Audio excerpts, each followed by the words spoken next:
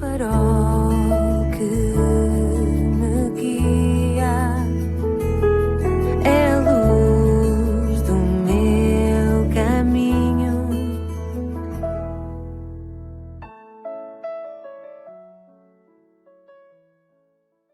Sou o Carlos Oliveira, bem-vindo à 87ª edição do programa Pedindo Luz. O tema hoje é preparação para a viagem. Na semana passada fui ao funeral da mãe de um amigo e irmão na fé em Cristo. Dirigi a seu pedido umas palavras às pessoas que estavam presentes no cemitério. Comecei por dizer o quanto a sua mãe ficaria contente por darmos ali testemunho da palavra de Deus que ela tanto amava. Exibi o cartão fúnebre do momento, que trazia a sua foto e li as palavras que ela própria escolheu da Bíblia para serem ali colocadas neste dia e também serem colocadas na sua lápide. Dizem o seguinte, essas palavras: a minha alma descansa somente em Deus, dele vem a minha salvação.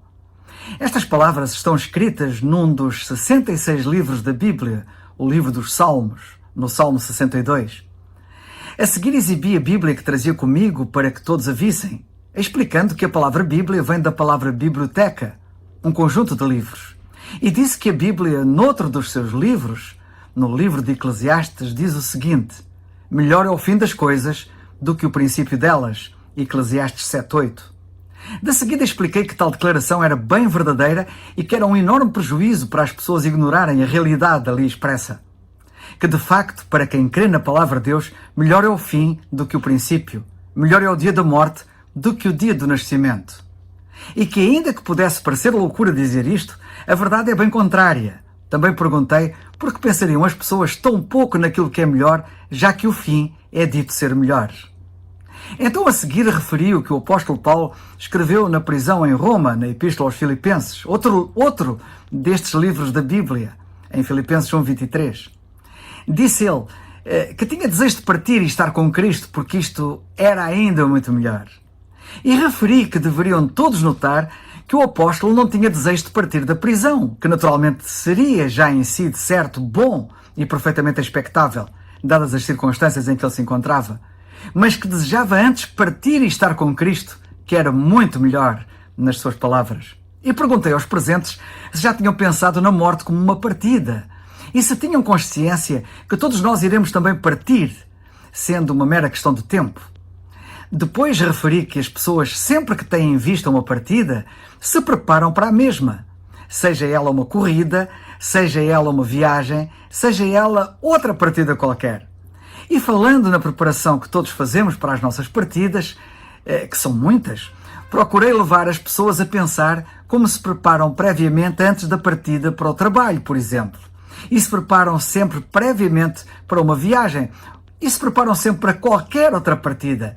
E como muitas vezes preparam-se até para partidas que acabam por nunca acontecer, pois muitas partidas não chegam a acontecer por várias razões. Referi quantos naquela manhã se teriam preparado para partir para o trabalho, para viagens e outras partidas, e já não foram, já não partiram, estando já defuntos. Então perguntei por que razão nos preparamos sempre para partidas de que não temos garantia que aconteçam e não nos preparamos para a partida certa a que nenhum de nós faltará, a partida desta vida pela morte. Depois referi que para as pessoas poderem partir para uma viagem, usando por exemplo um aeroporto, têm que se identificar previamente, têm que apresentar o seu cartão de identificação e que quem quiser partir para o céu terá que também apresentar uma identificação validada. Ora, a Bíblia diz que nenhum de nós pode entrar no céu com os nossos pecados, pois todos os homens, sem exceção, são pecadores, e o céu é santo, não entrando ali pecado algum, que apenas Cristo nunca pecou, e que todos precisavam de compreender que quando ele morreu na cruz, estava a tornar possível que se fizesse uma permuta para quem cresce nele como seu Salvador, levando ele sobre si os nossos pecados e a nossa pecaminosidade, a fim de nós podermos levar connosco a sua santidade e virtudes, habilitando-nos desse modo a entrar no céu, sem pecado. Notemos a identificação que o apóstolo Paulo apresenta de si próprio. Já estou crucificado com Cristo, diz ele, e vivo não mais eu, mas Cristo vive em mim. Gálatas 2:20.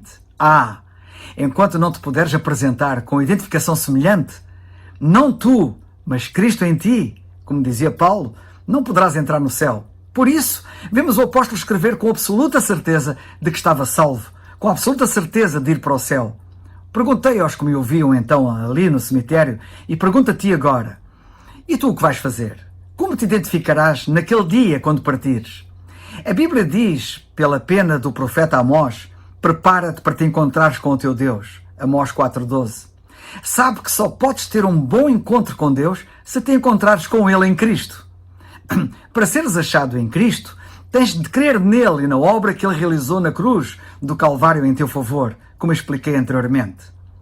Como até escreveu o grande escritor, historiador, jornalista e poeta Alexandre Herculano, na sua Harpa do Crente, e está escrito no seu próprio túmulo no Mosteiro dos Jerónimos: a morte não põe fim à existência. Não te iludas, pois, com as vozes dos que dizem que nada há para além da morte. Escreveu Alexandre Herculano assim: dormir? Só dorme o frio cadáver que não sente.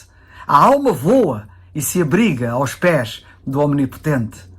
Crê quanto antes no Senhor Jesus Cristo como teu único e suficiente Salvador.